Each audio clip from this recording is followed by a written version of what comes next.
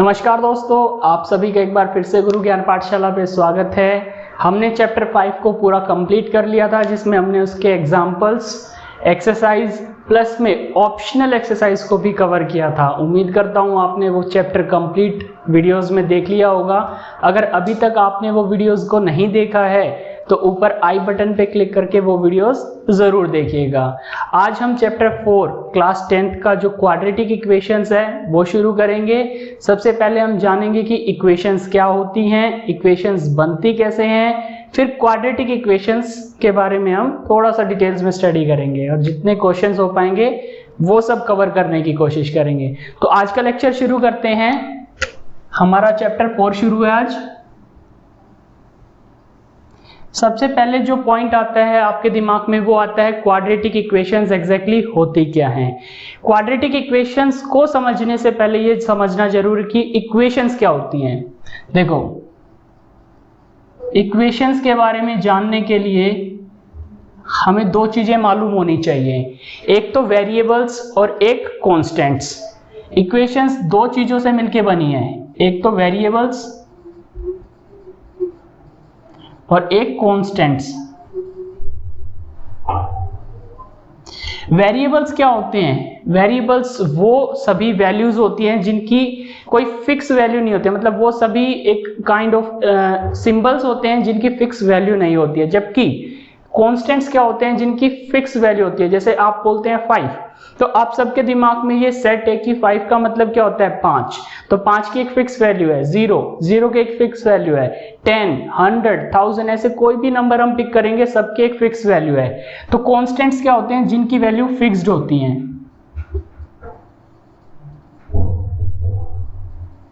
Fixed values वाले number जैसे 0, 1, 2, 3 कहीं तक भी चले जाओ तो ये सब के सब क्या होते हैं? हमारे फिक्स्ड वैल्यूज हैं। यहाँ पे नेगेटिव सिंबल भी आ सकता है, डेसिमल में भी आ सकता है, फ्रैक्शन में भी आ सकता है, कुछ भी आए, लेकिन कोई वैल्यू फिक्स होनी चाहिए। जबकि वेरिएबल्स में क्या होता है? Not fixed value.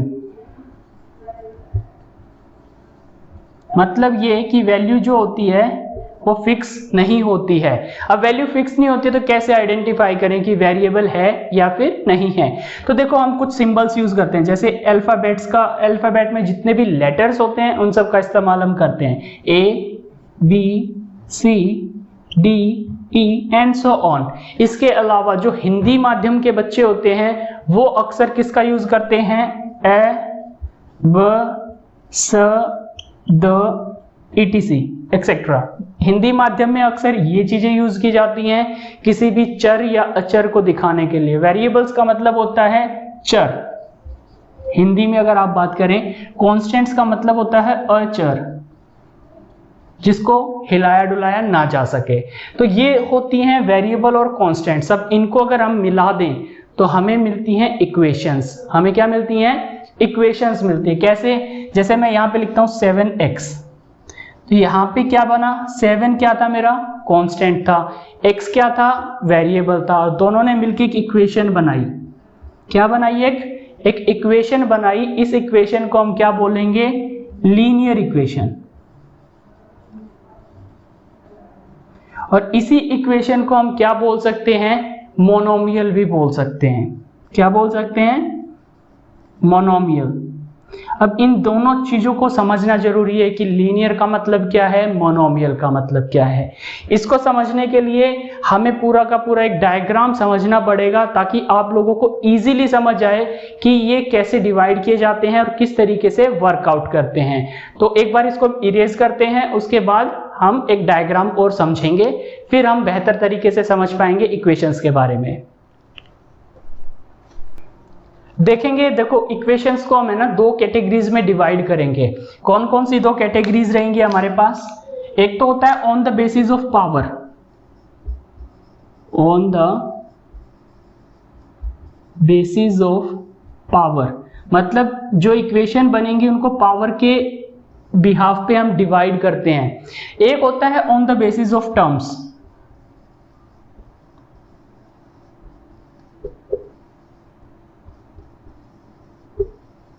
मतलब जितनी संख्याएं उसमें होंगी उसके बिहाफ पे हम इक्वेशंस को डिवाइड करते हैं।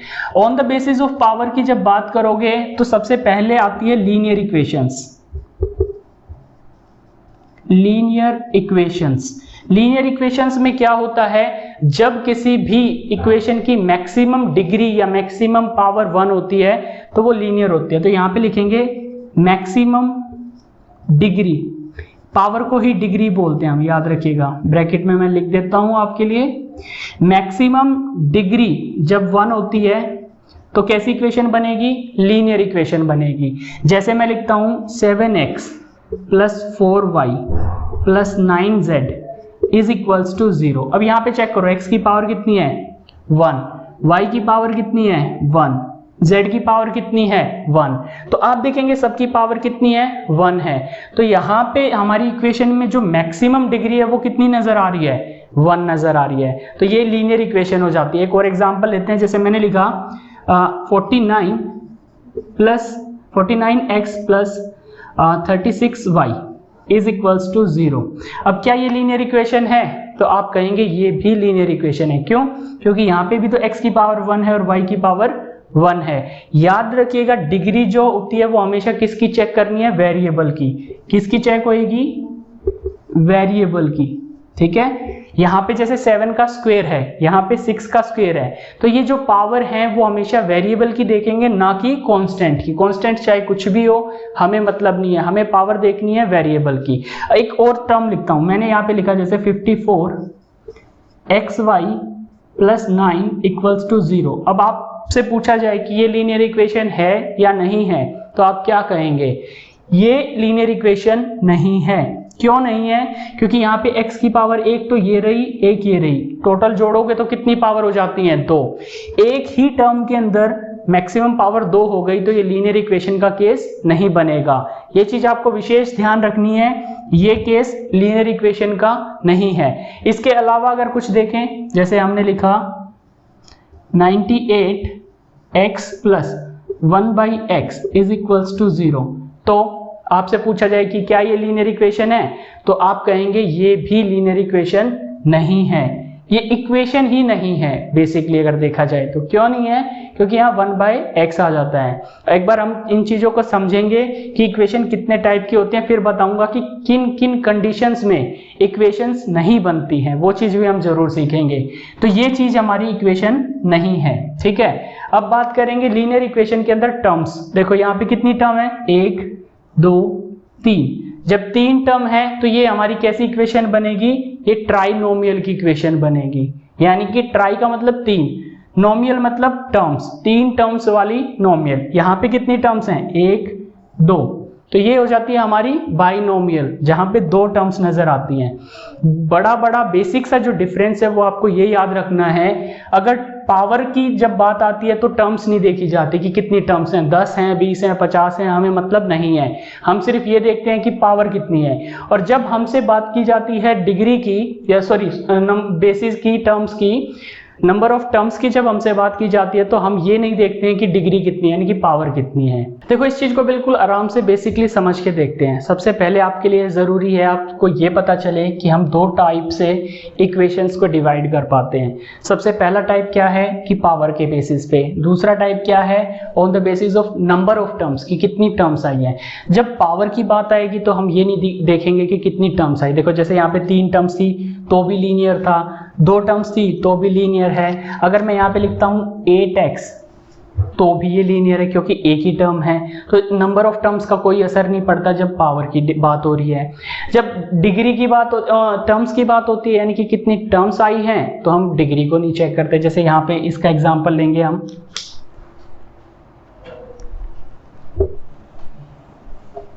इसको देखेंगे। यहाँ पे मैं अगर सबसे पहले लिखता हूं किसकी, मोनोमियल।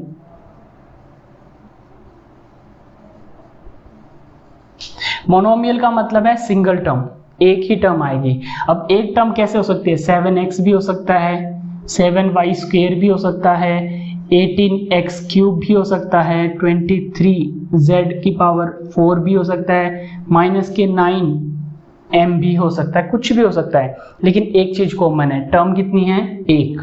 टर्म कितनी है, एक और यहाँ पे भी टर्म एक ही है।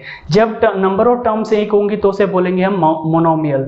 अगर नंबर ऑफ टर्म्स 2 हो जाती हैं तो उसे बोलते हैं हम बायोनोमियल। बाइनोमियल, सॉरी बायो नहीं, बाइनोमियल, बाइनोमियल दो टर्म्स आ जाएंगी तो बाइनोमियल बोलेंगे, जैसे 7x प्लस 17x स्क्वेयर। अब देखो यहाँ पे डिग्री 1 है फिर 2 है, हमें डिग्री से मतलब ही नहीं है, हमें जस्ट ये देखना है कि टर्म्स कितनी है। हमें इस चीज से भी मतलब नहीं है कि कितने वेरिएबल्स आए, एक वेरिएबल आया या दो वेरिएबल आए, हमें सिर्फ नंबर ऑफ टर्म्स से मतलब रहता है। नेक्स्ट देखेंगे, जैसे यहाँ पे लिखे 14x की पावर 3 प्लस 13x की पावर 4, कुछ भी ले सकते हैं, यहाँ पे z ले लो। तो इस तरीके से बाइनोमियल में दो टर्म्स आ जाती हैं। इसी तरीके से ट्राइनोमियल होता है, एंड सो ऑन, आप कहीं तक भी चले जाओ, ट्राइनोमियल के ऊपर बेसिकली हम पॉलिनोमियल ही बोल देते हैं, ठीक है। इन द सेम वे यहाँ पे क्या आता है, लीनियर इक्वेशंस आती हैं। लीनियर इक्वेशंस के बाद जैसे ही हम आगे चलेंगे हमें मिलती है क्वाड्रेटिक इक्वेशंस। क्या मिलेंगी, क्वाड्रेटिक इक्वेशंस, जो हमारा आज का टॉपिक है। सेकंड आता है, सेकंड नंबर पे हमारा क्वाड्रेटिक इक्वेशन। जब मैक्सिमम डिग्री कितनी हो,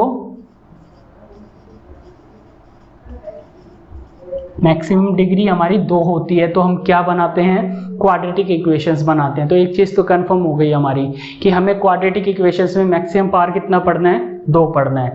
तो क्वाड्रेटिक इक्वेशन में कैसी टर्म्स मिलेंगी, जैसे 7x square plus 17x plus 6 is equals to 0, इस तरीके की टर्म्स हो सकती हैं। एक हो सकता है 14x square plus 19x plus 12y, इस तरीके की टर्म हो सकती है। एक हो सकता है जैसे 4x square plus 6xy plus 12y square, ये भी हो सकती है। और भी हो सकती हैं, जैसे 12x square plus 14y square is equals to 0।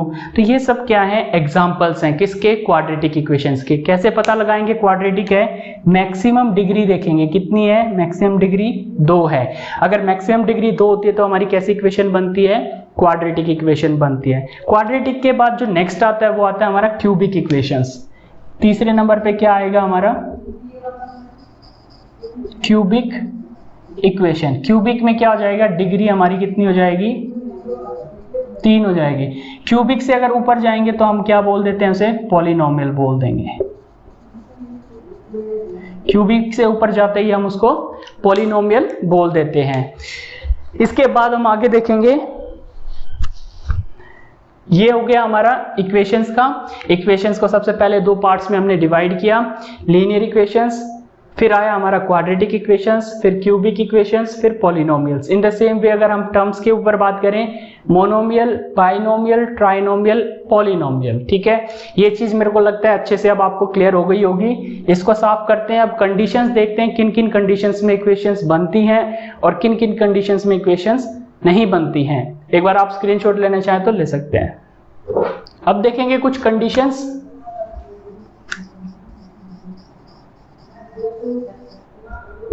under which equations are not formed।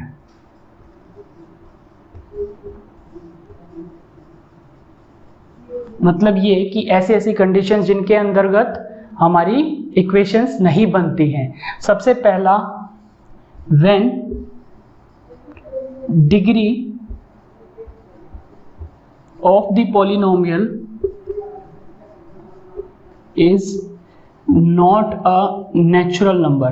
मतलब जब डिग्री पॉलिनोमियल की क्या नहीं होगी, नेचुरल नंबर। नेचुरल नंबर कौन से होते हैं, जो 1 से शुरू होते हैं और कहीं तक भी जाते हैं, ये होते हैं हमारे natural numbers. Number 2 condition, when degree of the polynomial is negative। जब डिग्री क्या हो जाए हमारी, नेगेटिव हो जाए। नंबर 3 पे क्या आता है, when degree of the polynomial is in fraction। Fraction का मतलब क्या होता है, जब p बाई क्यू की केस में आ जाता है। जैसे हम लिख देते हैं x प्लस 1 बाई एक्स, तो ये जो कंडीशन होती है ना, ये इक्वेशन फॉर्म नहीं करती है। तो अब बात करेंगे हम क्वाड्रेटिक इक्वेशंस की। ये कुछ बेसिक चीजें थी जो इक्वेशन से रिलेटेड आपको जाननी जरूरी थी। अब क्वाड्रेटिक इक्वेशंस जो हमारा चैप्टर है आज का, उस पे काम हम करेंगे। तो इसको एक बार इरेज करेंगे। अब देखेंगे हम क्वाड्रेटिक इक्वेशंस को, देखते हैं उसमें क्या क्या होता है।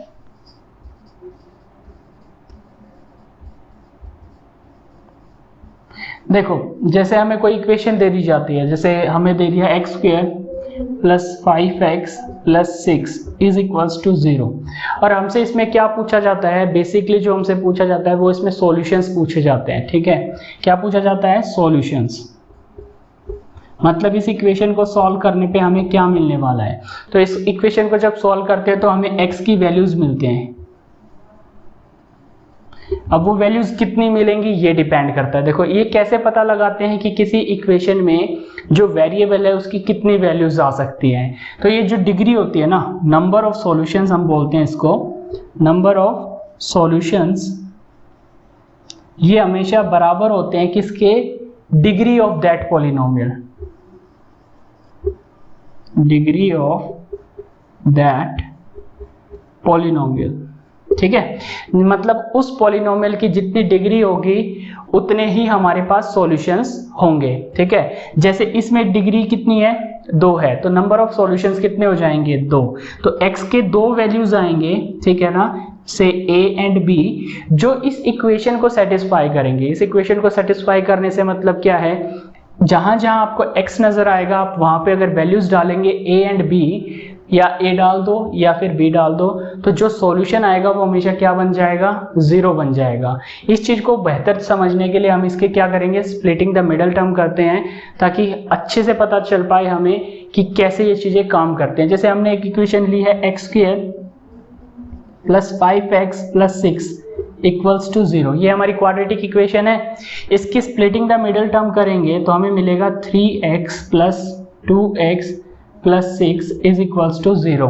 ठीक है, अब इसमें क्या करेंगे, जो पहली 2 टर्म्स है ना, इसमें से x को कॉमन निकालेंगे, तो क्या बचेगा, x प्लस 3, और यहाँ से प्लस 2 कॉमन निकालेंगे तो क्या बचेगा, x plus 3 is equals to 0। ये कैसे काम करता है, जैसे देखो 2 के अंदर मल्टीप्लाई करेंगे 2x हो जाएगा, 2 की 3 के साथ करेंगे तो 6 हो जाएगा। In the same way x की जब x के साथ करेंगे तो x स्क्वायर, और x की 3 के साथ करेंगे तो 3x। ठीक है, अब इन दोनों में भी कुछ कॉमन है, दैट इज ये पार्ट, तो x प्लस 3 हमारा कॉमन आ जाता है। यहाँ से क्या बचेगा, x प्लस 2 इक्वल्स टू 0। अब जब 2 नंबरों का प्रोडक्ट 0 होता है तो उनमें से कोई एक नंबर जरूर 0 होता है, दोनों भी 0 हो सकते हैं, कोई एक तो जरूर होगा। तो अगर x प्लस 3 0 है तो x की वैल्यू कितनी आ जाती है, -3। अगर x प्लस 2 0 है, ये 0 है, तो x की वैल्यू आ जाती है -2। अब x की 2 वैल्यूज आ चुकी है हमारे पास, जो इस इक्वेशन को क्या करेंगी, 0 बनाएंगी। देखते हैं ये क्या कंडीशन सेटिस्फाई होती है या फिर नहीं होती है। x की वैल्यू यहाँ डाल के देखते हैं। देखो, जहां जहां x है वहां क्या डालेंगे, पहले -3 डालते हैं, -3 का स्क्वायर प्लस 5 इंटू -3 प्लस 6, क्या ये 0 बनेगा, -3 का स्क्वायर करेंगे तो आप सभी जानते हैं 9 बन जाएगा, माइनस का स्क्वायर प्लस 3 का स्क्वायर 9, 5 3 15, माइनस के 15 हो जाएगा, प्लस के 6, ये दोनों प्लस की टर्म है, ऐड हो जाएंगी, 9 और 6 15, -15 आ गया 0। अब ये भी चेक कर लेते हैं कि क्या -2 भी इस चीज को सेटिस्फाई करेगा, तो हम -2 डाल के देखते हैं, 5 इंटू -2 प्लस 6, -2 का स्क्वायर हम जानते हैं 6 हो जाएगा, 5 2 10, माइनस के 10 प्लस के 6, आप इन दोनों को ऐड करेंगे तो 10 आएगा, -10, यहाँ से क्या हो जाएगा, 0 बन जाएगा। तो आपको पता चला x की 2 वैल्यूज हैं जो इस इक्वेशन को 0 बनाती हैं। एक चीज और ध्यान आपको जो रखनी है वो ये कि x की इन 2 वैल्यूज के अलावा कोई तीसरी वैल्यू हो ही नहीं सकती जो इस इक्वेशन को 0 बना पाए। क्या कहा मैंने, इन 2 वैल्यूज के अलावा x की कोई तीसरी वैल्यू एग्जिस्ट ही नहीं करती जो पूरी इक्वेशन को 0 बना पाए। तो इस तरीके से जो नंबर ऑफ सॉल्यूशंस होते हैं वो कितने हो जाते हैं, हमारे बराबर हो जाते हैं डिग्री ऑफ दैट पॉलिनोमियल। ठीक है, अब वो सॉल्यूशंस निकालते हैं तो वो सॉल्यूशंस अलग अलग आते हैं। ये कैसे काम करेगा, आने वाले चैप्टर में धीरे धीरे हम सीखते रहेंगे। अब इस चीज को समझ लिया हमने, क्वाड्रेटिक इक्वेशन क्या है। अब इसका एक स्टैंडर्ड फॉर्मूला होता है, क्या होता है, स्टैंडर्ड फॉर्मूला।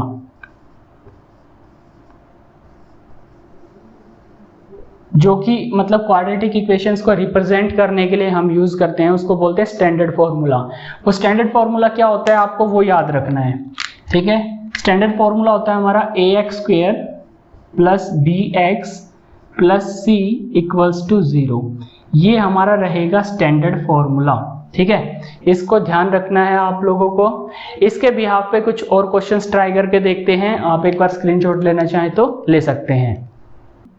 अब देखेंगे हम एग्जाम्पल को, जैसे कि एग्जाम्पल फर्स्ट आपको दिया गया है बुक के अंदर, represent the following situations mathematically, मतलब हमें जो भी हमें डेटा प्रोवाइड किया गया है उसको हमें इक्वेशन की फॉर्म में रिप्रेजेंट करना है। कैसे करेंगे देखते हैं। John and Jivanti together have 45 marbles. Marble बोलते हैं कंचा को, आपने बचपन में जरूर खेली होंगी मार्बल्स। ये वो मार्बल नहीं है जो आप मूवीज देखते हैं, ठीक है, वो मार्बल्स होता है, ठीक है, ये मार्बल्स है, ठीक है। मार्बल्स मतलब कंचा। अब यहाँ पे दो लोग हैं, एक है जॉन एक है जीवंती। John and जीवंती। अब इनके पास टुगेदर कितनी मार्बल्स हैं? 45 मार्बल्स हैं, ठीक है जी। Both of them lost 5 marbles each. दोनों ने कितनी मार्बल्स लॉस कर दी?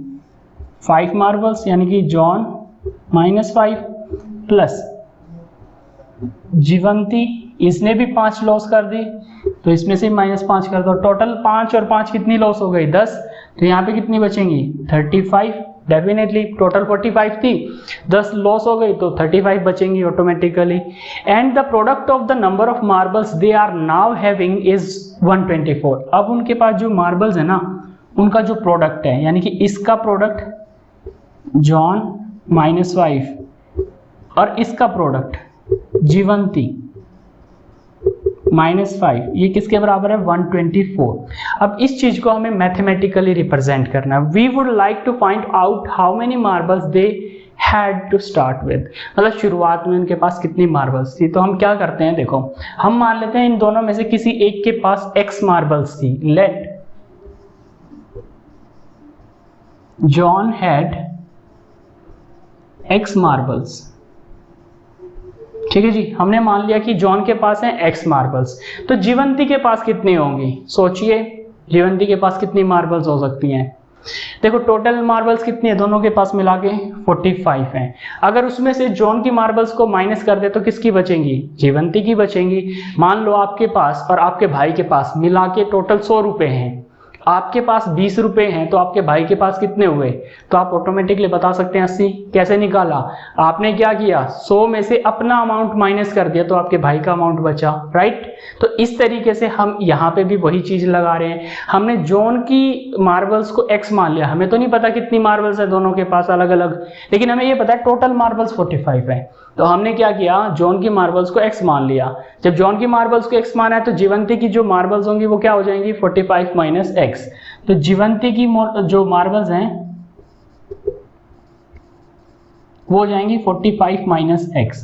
अब कंडीशन क्या दे दी? नेक्स्ट कंडीशन कि दोनों ने 5-5 गुम कर दी।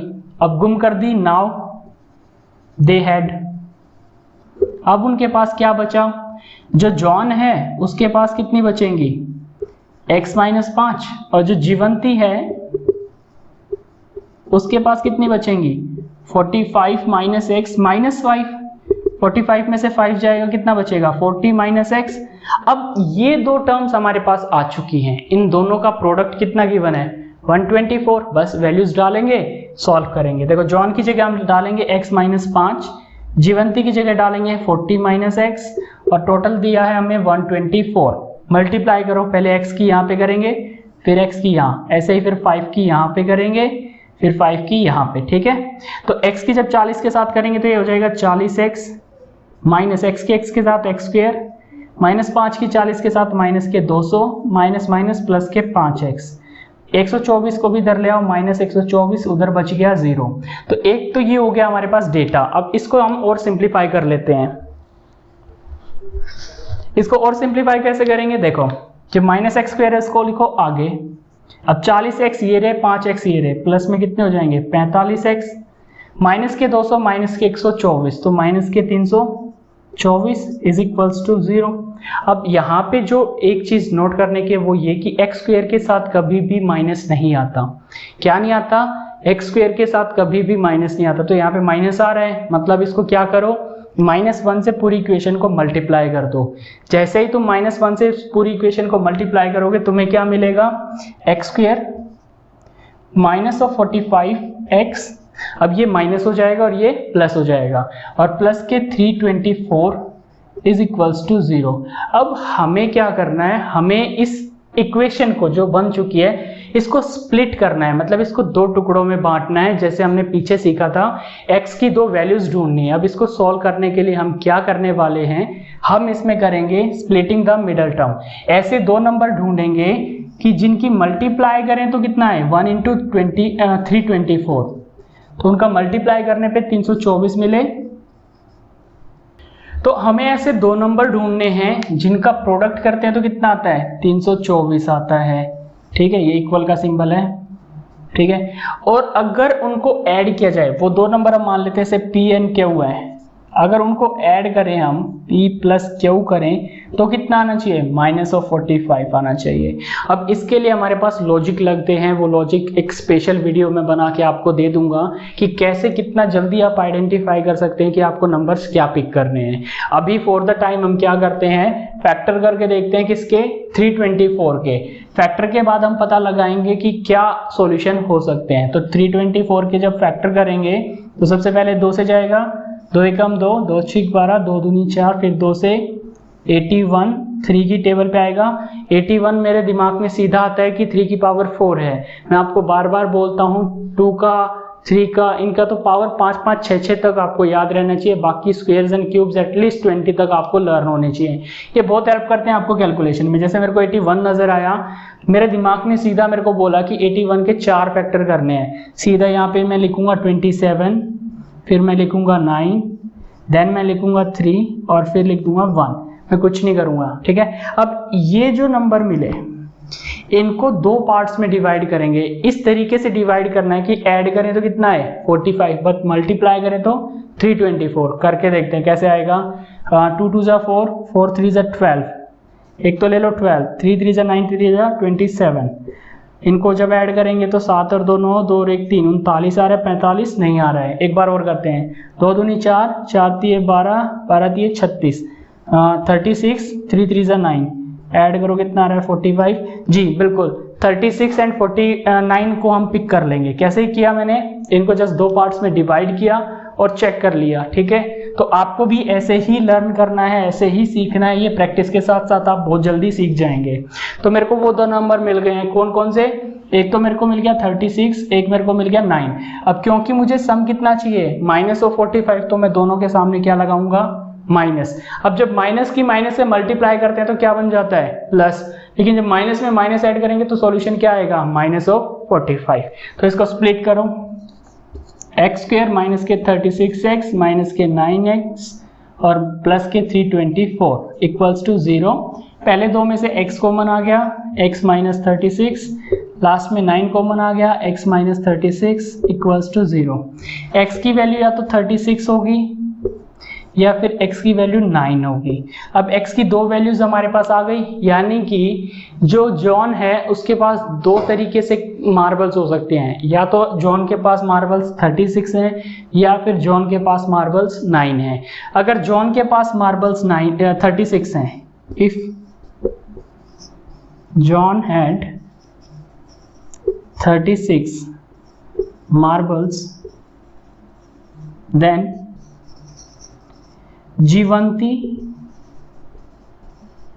had 45 minus 36 is equal to 9 marbles।